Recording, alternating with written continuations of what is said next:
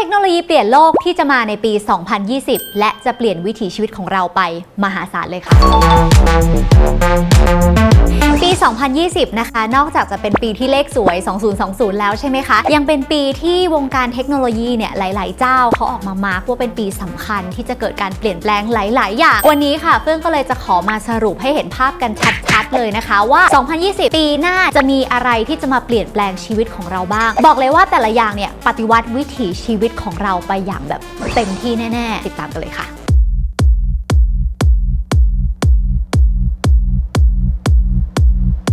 1 ค่ะ Facebook Horizon ปฏิวัติการสื่อสารของเราค่ะเคยทำคลิปอธิบายเรื่องนี้ไปแล้วนะคะเป็นเรื่องที่เฟื่องตื่นเต้นมากเหมือนกันเป็นการที่เราเนี่ยสามารถใช้ Oculus VR หลุดเข้าไปอยู่ในโลกเสมือนจริงแล้วมีตัวตนของเราที่เป็นตัวแทนนะคะที่สามารถมีปฏิสัมพันธ์กับเพื่อนในโลกเสมือนโดยที่เพื่อนในโลกเสมือนเนี่ยเป็นเพื่อนที่อยู่ในโลกจริงๆของเราได้ด้วยแล้วก็ไม่ได้เข้าผ่านแบบมือถือแท็บเล็ตอะไรอีกต่อไปนะคะใส่แว่น VR แล้วก็ไม่ต้องมีจอยสติ๊กอะไรทั้งนั้นเราสามารถขยับแล้วเหมือนหลุดเข้าไปอยู่ในโลกนั้นได้เลยสิ่งที่จะเกิดขึ้นก็คือจากเดิมที่เราจะคุยกับเพื่อนหรือว่ามีปฏิสัมพันธ์ต่างๆเราต้องเข้าผ่านมือถือคอมพิวเตอร์แท็บเล็ตอะไรแบบนี้ใช่ไหมคะต่อไปนี้เนี่ยเราแค่สวมแว่น VR แล้วจะไปมีปฏิสัมพันธ์อะไรต่างๆกันเนี่ยได้หมดเลยไม่ว่าจะแบบการช้อปปิ้งการลองเล่นกีฬาเล่นดนตรีนะคะสื่อสารพูดคุยกับเพื่อนอันนี้เหมือนหลุดเข้าไปอยู่ในเกมที่เป็นเกมจริงๆถ้าใครเคยดูหนังเรื่อง Ready Player One เนี่ยแหละเห็นเป็นรูปธรรมจริงๆอาจจะในปี 2020 นี้นะคะมาเขาก็ประกาศกล้าวแล้วว่าเขาพร้อมค่ะก็ต้องมาจับตาดูกันต่อไปว่าจะเวิร์กหรือไม่เวิร์กนะคะแต่ส่วนตัวเฟื่องคิดว่าน่าจะมีความเป็นไปได้อยู่เพราะว่าแว่น VR ก็ราคาถูกลงมากแล้วก็น่าจะมีคนเอาไปใช้ได้น่าจะเกิดแรงกระเพื่อมนะคะเพราะว่ายักษ์ใหญ่อย่าง Facebook เป็นคนลงมาเล่นตลาดนี้เองค่ะ2 ค่ะ Neuralink ปฏิวัติวงการมือถือโปรเจกต์นี้นะคะเป็นของเจ้าพ่อเทคแห่งยุคนี้นั่นก็คืออีลอน มัสก์นั่นเองนะคะต่อยอดจากเมื่อกี้ด้วยนะคะที่เราจะเล่นโซเชียลเน็ตเวิร์กเราไม่ต้องใช้มือถือไม่ต้องใช้แท็บเล็ตละอันนี้คือหนักขึ้นไปอีก VR ก็ไม่ต้องใช้ค่ะเพราะว่าแนวคิดของ Neuralink เนี่ยนะคะคือเขาจะทำให้เราเนี่ยสามารถเหมือนมีพลังจิตได้เขาจะใส่เหมือนเป็นเส้นใยประสาทเทียมนะคะฝังลงไปในสมองของมนุษย์ค่ะเราสามารถอัปโหลดข้อมูลเข้ามาในนี้ก็ได้หรือว่าแค่คิดก็สามารถควบคุมแล้วก็สั่งการอุปกรณ์อิเล็กทรอนิกส์ต่างๆได้แล้วนะคะเคยทำคลิปไปแล้วนะคะไปดูย้อนหลังแบบละเอียดกันได้ข้อดีก็มีหลายอย่างค่ะทำให้เราสามารถคิดแล้วเกิดขึ้นจริงได้เร็วขึ้นหรือว่าไปช่วยผู้ป่วยที่พิการเพราะว่าบางครั้งเนี่ยเขายังคิดได้สมองยังสั่งการได้เพียงแต่การควบคุมกล้ามเนื้อต่างๆอาจจะมีขัดตอนไปบางช่วงเราสามารถดาวน์โหลดฐานข้อมูลมหาศาลนะคะเข้ามาในสมองของเราทำให้เราสามารถซึมซับเรียนรู้ข้อมูลได้แบบฉลาดมากขึ้นข้อดีมีเยอะแต่ว่าข้อน่ากังวลก็มีหลายอย่างเหมือนกันค่ะเนื่องจากวิธีการของ Neuralink นะคะเขาจะมีสื่อใยประสาทเล็กๆเหมือนแบบเป็นเส้นได้เนี่ยฝังลงไปในสมองของเราแม้จะมีขนาดเล็กมากเล็กกว่าเส้นผม10 เท่าหรืออะไรก็แล้วแต่เนี่ยก็ยังไม่มีรายงานไหนยืนยันนะคะว่าปลอดภัย 100% ก็ต้องดูกันต่อไปหรือความน่ากลัวอาจจะมีอย่างอื่นอีกนะคะอย่างเช่นถ้าสมมติเรามีการเชื่อมต่อสิ่งที่คล้ายๆกับคอมพิวเตอร์เนี่ยเข้ามาในหัวของเราแล้วถ้าสมมติเกิดโดนแฮกล่ะเกิดมีคนใส่ไวรัสเข้ามาล่ะเกิดมีคนเข้ามาเจาะเหมือนเจาะจิตเราเลยนะคะเพื่อที่จะควบคุมให้เราทำนู่นทำนี่ทำนั่นมันจะเกิดอะไรขึ้นบ้างแล้วใครจะเป็นคนควบคุมรวมไปถึงแน่นอนค่ะเทคโนโลยีใหม่มาเชื่อว่าราคาจะต้องสูงอาจจะก่อให้เกิดความเหลื่อมล้ำทางชนชั้นเพิ่มมากขึ้นคนรวยก็จะเป็นเจ้าของเทคโนโลยีนี้ไปส่วนคนที่อาจจะมีรายได้น้อยอาจจะเข้าไม่ถึงสิ่งเหล่านี้ดังนั้นถ้าเรื่องนี้เกิดขึ้นได้จริงนะคะเราอาจจะเห็นการสั่งงานใหม่ๆที่เกิดขึ้นต่อไปนี้แค่คิดก็เนรมิตความเป็นจริงขึ้นมาได้ค่ะ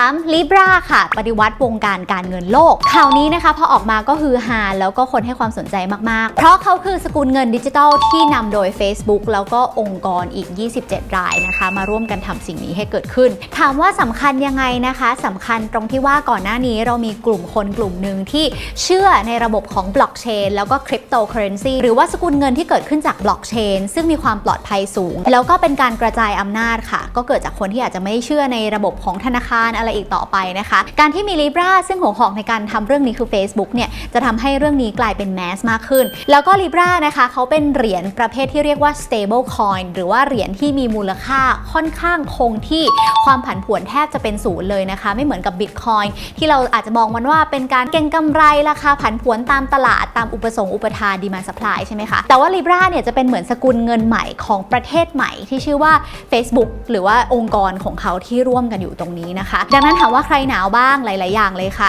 ธนาคารการจับจ่ายใช้สอยของเราทั้งฝั่งผู้ซื้อผู้ขายเราจะสามารถซื้อของโอนเงินข้ามพรมแดนกันได้ง่ายขึ้นนะคะเวลาในการโอนสั้นลงประหยัดค่าใช้จ่ายนะคะแทบจะไม่มีค่าธรรมเนียมอาจจะเกิดอาชีพพ่อค้าแม่ค้าออนไลน์มากขึ้นแล้วก็ไม่ได้ขายกันแค่ในประเทศด้วยสินค้าโอท็อปของเราอาจจะถูกเอาไปขายที่อเมริกาอิตาลีปาปัวนิวกินีอะไรอย่างนี้ก็ได้นะคะก็เป็นมิติใหม่ที่น่าสนใจแต่ว่าภายใต้แรงกระเพื่อมของเรื่องนี้นะคะแน่นอนแหละรัฐบาลสหรัฐก็ไม่ค่อยพอใจเท่าไหร่นะคะจากการอัปเดตข่าวมาเรื่อยๆเนี่ยตอนนี้ถอนตัวออกไปแล้วนะคะ7รายซึ่งชื่อของคนที่ถอนไปเนี่ยหลายราย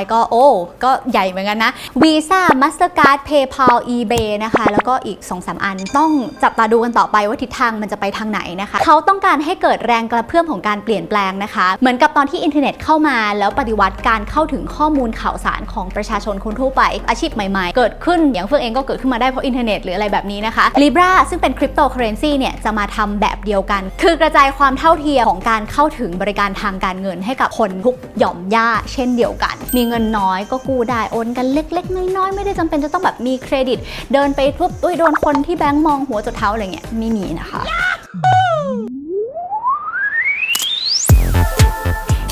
Starlink ปฏิวัติวงการอินเทอร์เน็ตค่ะยิงดาวเทียมขึ้นไปแล้วปล่อยสัญญาณมาครอบคลุมทั่วโลกเลยโปรเจกต์นี้เป็นโปรเจกต์ของเจ้าพ่อคนดีคนเดิมค่ะอีลอน มัสก์เป็นส่วนหนึ่งของโครงการ SpaceX ของเขานะคะที่เขาต้องการให้อินเทอร์เน็ตเนี่ยครอบคลุมทั่วโลกได้มากขึ้นเมื่อก่อนเนี่ยที่ไหนมีอินเทอร์เน็ตนะคะเราก็จะต้องไปตั้งโครงข่ายเสาสัญญาณใช่ไหมในไทยก็มี AS True D-Tap CAT อะไรแบบเนี้ยก็ไปตั้งพื้นที่ไหนคนเยอะก็ต้องมีเสาสัญญาณเยอะหน่อยกระจายได้รับได้กี่เครื่องอะไรก็ว่ากันไปแต่ว่าอีลอน มัสก์คิดใหม่เสาไม่ต้องแล้วค่ะยิงดาวเทียมขึ้นไปบนฟ้าเลยนะคะแล้วก็ปล่อยสัญญาณลงมาเขาบอกว่าจะครอบคลุมพื้นที่ในการให้บริการอินเทอร์เน็ตได้มากกว่าแล้วก็ราคาน่าจะถูกกว่าการติดตั้งเสาสัญญาณนะคะซึ่งตอนนี้นะคะโครงการนี้เนี่ยก็ได้รับการอนุมัติให้ยิงดาวเทียมขึ้นไปแล้ว 12,000 ดวงมีการยิงขึ้นไปแล้วบ้างนะคะแล้วเขาบอกว่าปีหน้าเนี่ยจะยิงเพิ่มขึ้นไป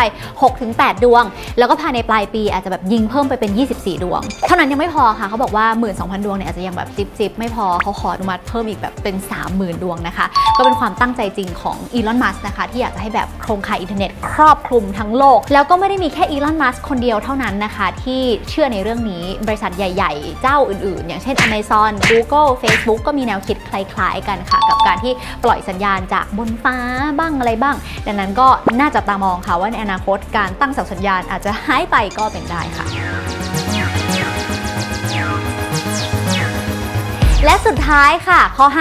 5G นั่นเองค่ะเอามาพูดตอนท้ายนะคะเพราะว่าเราก็พูดเรื่อง 5G กันมานานแล้วนะคะแต่ว่าปี 2020 นี่แหละที่เขามาร์กไว้กันนานมากๆแล้วนะคะว่าเป็นปีที่เป็นแบบ